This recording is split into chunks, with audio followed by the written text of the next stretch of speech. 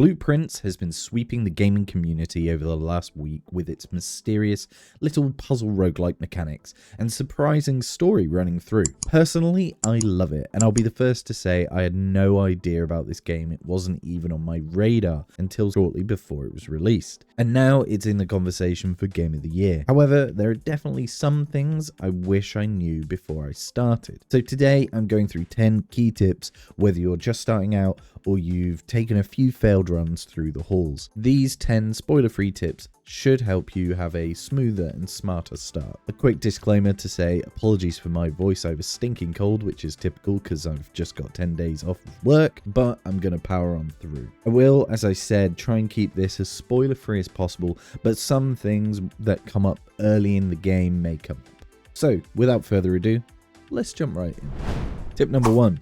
Take notes. First things first, get yourself a pad and pen or notepad file. Information is everything. You're going to want to take notes, especially on specific information that you will gather during certain rooms, that you might not be able to use that information until you find a different room that is either yet to come up in this run or at all. The game doesn't retain too much of the puzzle info for you, so it's up to you how you hold on to it. And if you're playing across multiple sessions, which you probably will be, you'll most certainly forget it if you're anything like me anyway. Trust me, your future self will thank you. A pen and paper or a simple notepad file can go a long way. Tip number 2. Early on, choose rooms you haven't seen. In the early game, prioritizing exploration is super important, so select rooms you haven't seen before. Exploration is the key learning mechanic in figuring out where things are, which rooms are dependent on each other, and what rooms you may want to focus on in future runs, particularly when you start getting upgrades. The more room types you encounter, the better decisions you can make later when things get trickier. So make sure that you focus on those rooms that are new and more interesting to you at the start. I'm going to stop the video quickly here to say if you like this style of content and you like what you see, please hit that like and subscribe button and turn on the notification bell. It helps me hugely as I push for those 1,000 subs, which I'm so close to. But still, only 4.8% of you are subscribed, so help me out. You can always change your mind. Hit that subscribe button. Do me a favor. Tip number 3. Check room info.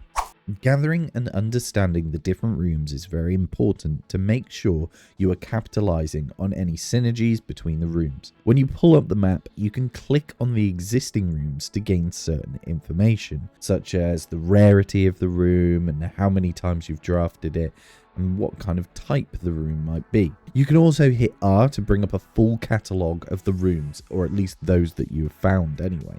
Understanding the difference between the colours of the rooms is important so that you can play around with them and use the different types to your advantage. Knowing how many dead ends there are and how many rooms have multiple doors is also useful. Tip number 4. Start on the west wing. This is a fairly crucial one, I think, but when you start, I advise starting your first few runs trying to focus on the west side, at least once you've unlocked the utility closet and managed to open it and turn on the garage. It provides an important early game unlock. However, the garage will only ever spawn on the west side of the map. So once you've turned it on, try and unlock the garage on the left hand side, because this early unlock is a permanent unlock and it's worth the detour. I won't spoil the unlock other than saying that it's a permanent buff, like I said. That will obviously help in future runs, just like the breaker box in the utility room does provide another permanent unlock. Tip number 5. Prioritize either extra doors or dead ends. Some rooms have more exits than others.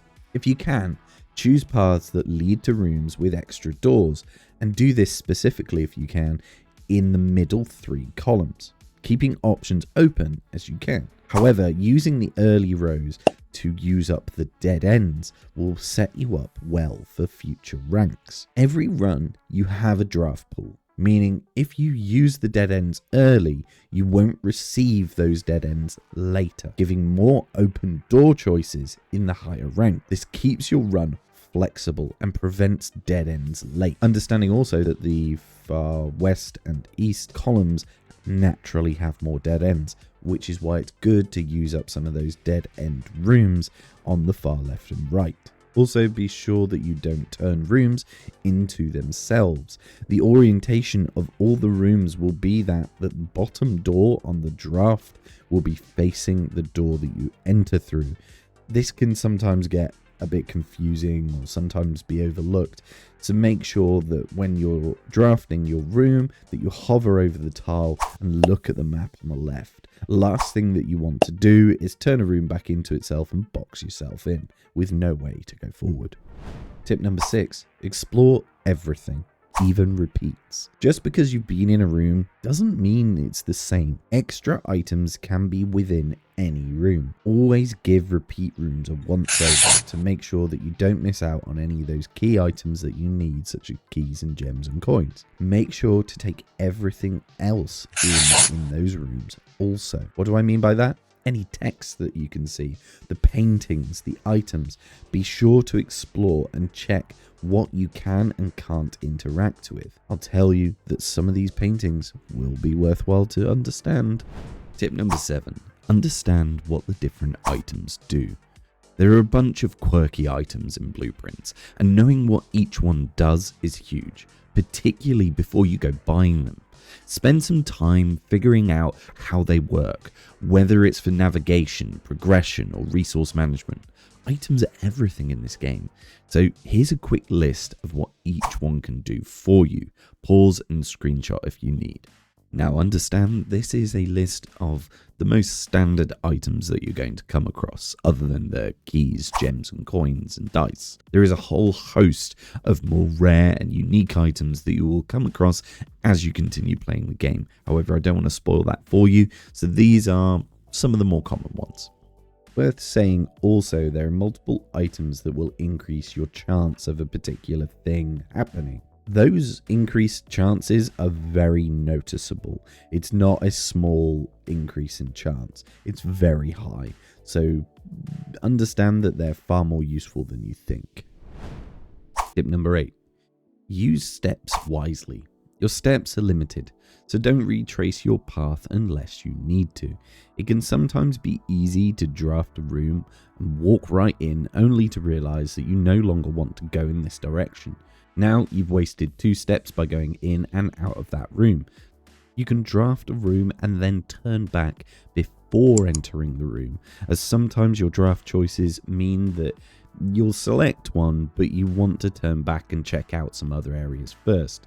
To make sure you aren't wasting your steps, don't enter the room. At the end of the day, also, be sure to use your steps to explore anything that maybe you didn't spend the right amount of time in. And be sure you don't miss anything, including go back to the start before the entrance hall in that opening garden, courtyard, driveway area and pop a coin into the well as a wish if you have any coins spare. It'll be worth doing, just trust me on that. Tip number 9. Save keys for higher ranked rooms. Doors get more difficult the further north you go. The rank of the rooms increases the higher the rank or row you get, and therefore the higher the rank, the higher the chance of locked doors. That means save your keys for later. Yes, you can use keys on those chests and trunks you find. However, you might not need those gems or coins or rerolls that might be within those chests straight away. It's better to hold on to the keys until you really need them. Plus, as you get higher in the ranks, the higher the chance of drafts that will include gem cost for the rooms, so save those as much as you can also. Don't get me wrong, you're going to have to use keys and gems early as well, but just save some, give yourself a buffer. Low tier rooms usually aren't locked, so that leads nicely to the last tip. Tip number 10, if you're low on items, go backwards. If you're running low on gems, keys or other essentials, don't push forward blindly. Don't draft rooms from key important doors that are going to push you north until you've exhausted more of the options to the south in order to get yourself more gems and keys and coins. Pushing on forward should be done when you have the resources to support those drafts that might appear, or to be able to unlock any locked doors. This will change runs when you start to manage resources wisely to your advantage. And honestly, this will make you go so much further. So there you have it, 10 basic spoiler-free tips to get the most out of early runs in BluePrince. The game is full of secrets, but with a little planning and smart exploration, you'll be making meaningful progress in no time. Drop a comment and let me know which tip you think is best. If you found this helpful, please give a like and consider subscribing for more roguelike guides and review content. Plus, I do a whole bunch of Path of Exile 2 content also.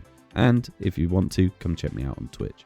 And if you made it this far, thank you for putting up with my voice. Hopefully it will be a little better for my next video. I think I'll look to do a tips guide of the core puzzles in the game that are more spoiler heavy in the coming weeks too.